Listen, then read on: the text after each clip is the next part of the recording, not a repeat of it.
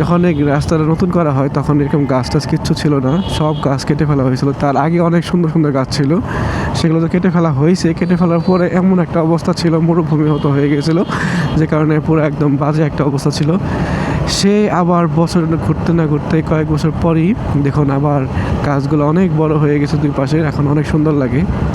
আগে তো রোদে অবস্থা খারাপ হয়ে যেত, এক দুই হচ্ছে ধুলোতে একদম অবস্থা খারাপ হয়ে যেত, কারণ রাস্তাটা করতে অনেক দিন সময় লেগেছে, যে কারণে এরকম কষ্টে ভুগতে হয়েছিল আমাদের।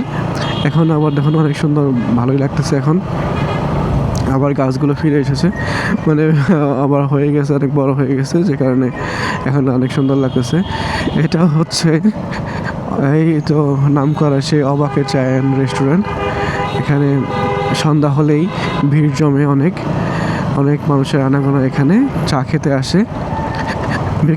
বিকেল হলেই অনেক মানুষ আসে, তারপরে শেষ হয় সেই রাত 12টা 1টার পরে, এত মানুষ আসে।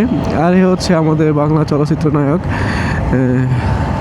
সালমান শাহ, কী বলে এটা, কী জানি, ওমর সানি আর মৌসুমের চাপওয়ালা রেস্টুরেন্ট। এখানে অনেক মানুষ হয় বিকালে,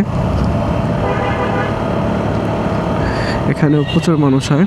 তা সে লাইভ করার পর মানুষ আসে প্রতিদিন। সে এখানে যখন আসে তখনই লাইভ করলেই মানুষের আনাগোনা হয়ে যায় তাকে দেখার জন্য। অনেকেই এলাকার ওনার যে ফ্যান ফলোয়ার আছে তারা চলে আসে রেস্টুরেন্টে খাবার খেতে। এই যে রং যাওয়া ভালো না, আপনার রাস্তা যাবেন কেন, অন্য রাস্তা যাবেন আপনারা, ঠিক না।